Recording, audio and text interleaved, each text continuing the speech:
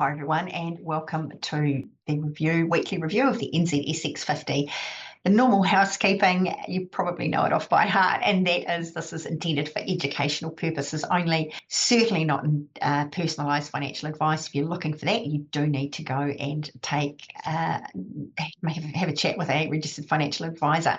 So let's take a look and see how the NZS performed last week. Right, we've got it up here on the board now. Just letting you know, I am recording this on Tuesday morning, so the market is already open, and that is why you can sort of see a little bit of movement here out to the right. So the market, it really went nowhere last week. You can see there by that little candle, it just looks like a little cross. So it basically means that the market opened and closed at the same point. Obviously, it did trade to the either reaches of that candle, but it really hasn't gone anywhere. Just for interest, let's just have a look at the one-day chart. The one-day chart is actually looking very, very similar to the weekly chart.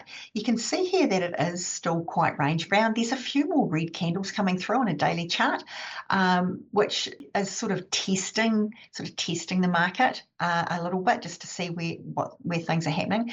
Certainly not following what's happening overseas. In the US, you are seeing most of their share indices like the NASDAQ, the S&P 500 and the likes, they're all testing all new time highs. We're not seeing that in our market.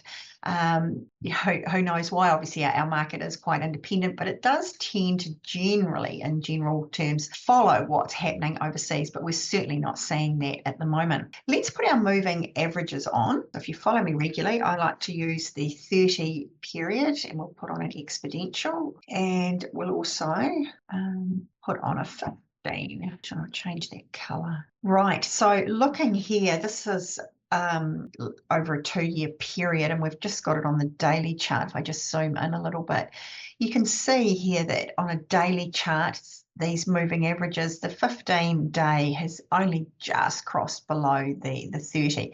The market on the whole is trading above, which is a good indicator, which is something that we do want to see. But on a daily chart, it just looks like the market's really just meandering sideways. We'll also take a look at the weekly, because the reason I use the weekly is because that's what gives me my trading decisions. I'll only look at a daily just to basically confirm what I'm seeing on the weekly charts. And the weekly chart here certainly does paint a better picture. I've spoken about this quite a bit. We are in a trading range. It looks like the market sort of hits a point of about 12,800.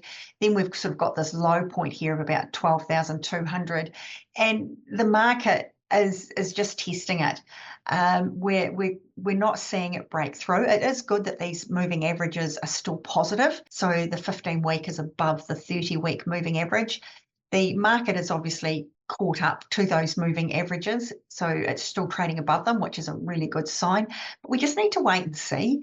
In my opinion, we need to wait and see whether the market is going to sort of retest that line of resistance and then break through, or whether it could fall. Just looking down the bottom here for last week, that volume amount has really fallen off. You can see here that there's very, very little volume traded in the New Zealand Stock Exchange last week compared to previous weeks, just by these candles here. So there's really not a lot to report. I'm currently not entering any new positions because of where the market is at the moment. I want to actually confirm that there is good signs of upward momentum, because obviously with share trading, a trend does favour what's in place. So if a share is upward trending, highly likely that will continue. Not set in stone, of course. At some point, the high is the high. But because we're in this sideways range at the moment, I'm not entering any new trades. So I hope that's helped. Come back on Thursday. We're taking a look at Skellerup, and if there are any shares that you would like me to review, by all means, let me know in the comments. I read them all and I do try to reply. So until next week, take care.